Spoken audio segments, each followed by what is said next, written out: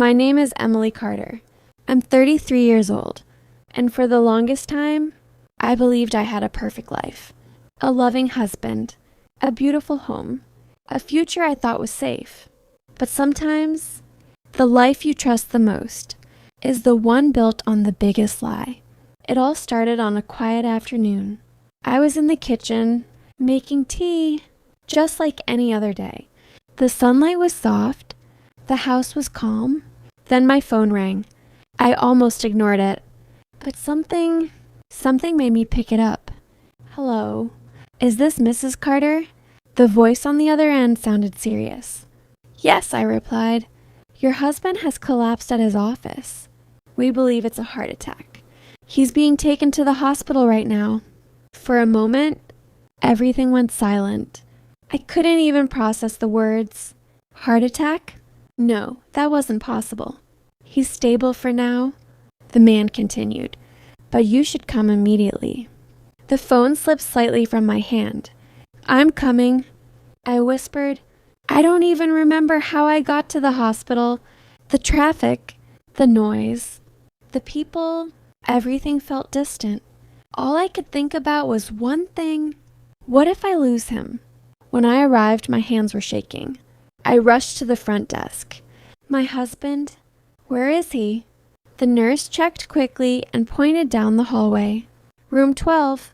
I didn't wait. I ran. When I reached the door, I stopped.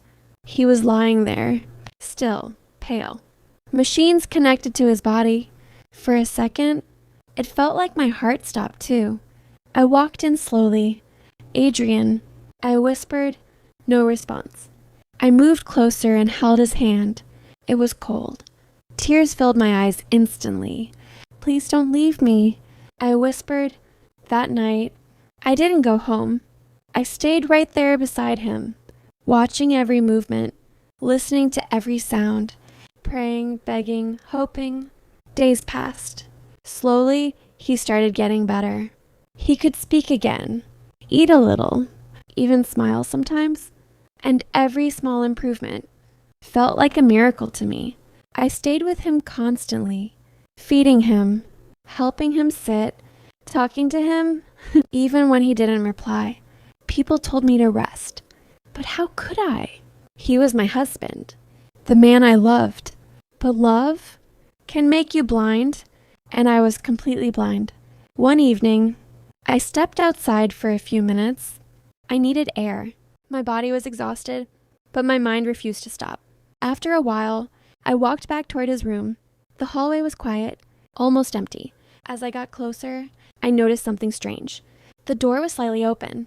I slowed down, and then I heard his voice, but it didn't sound weak. It sounded normal, calm, almost happy. I frowned, and without thinking, I looked inside. That moment changed everything. There was a woman standing next to his bed, young, beautiful, holding flowers, smiling at him. And he was smiling back, not like he smiled at me. Different, warmer, real. My love, you came, he said softly. My heart dropped. She walked closer, touching his hand. Of course I came, she said gently. How could I not? I couldn't move.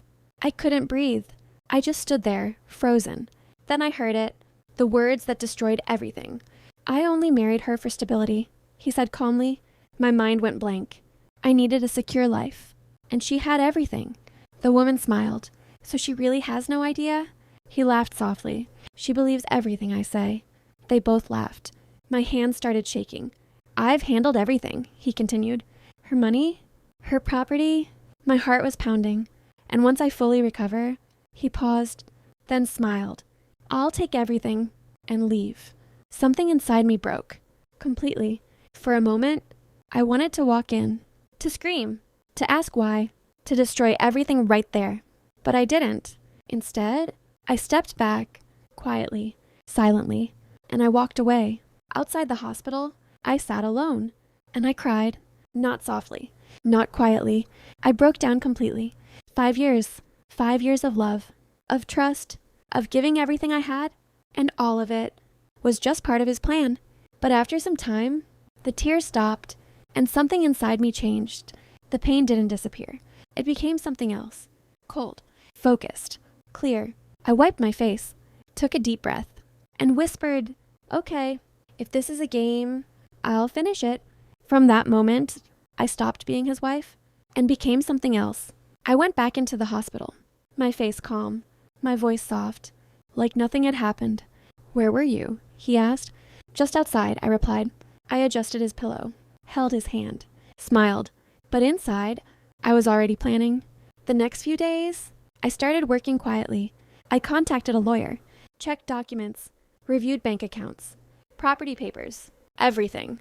And then I realized something important. Everything was still in my name. He thought he owned my life, but he never actually did.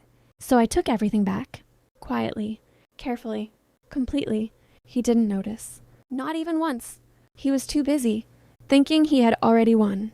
A few days after he came home, he changed. Distant, cold, always on his phone, smiling at messages, leaving the house often. I noticed everything, but I said nothing. I was waiting. Then one evening, the doorbell rang.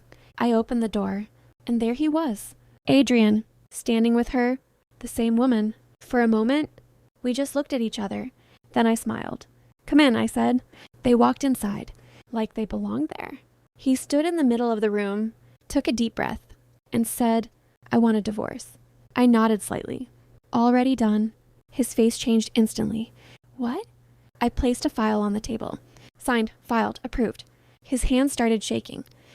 This isn't possible." I looked at him calmly. "Oh, it is." Then I stepped closer. "And Adrian?" I heard everything. Silence. "The hospital room," I continued. "That night. The door was open." His face turned pale. I heard every word. Now, he was scared.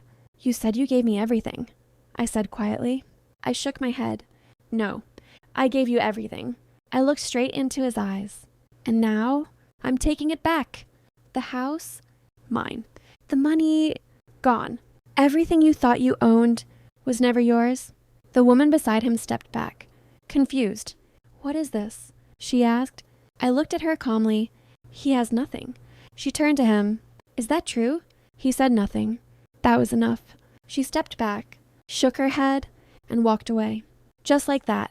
He stood there, alone, broken, exactly like he planned for me.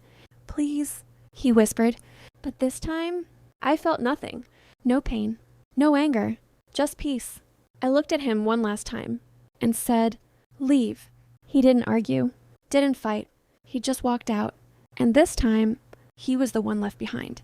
That night, for the first time in years, I slept peacefully because I didn't lose everything. I just lost the lie.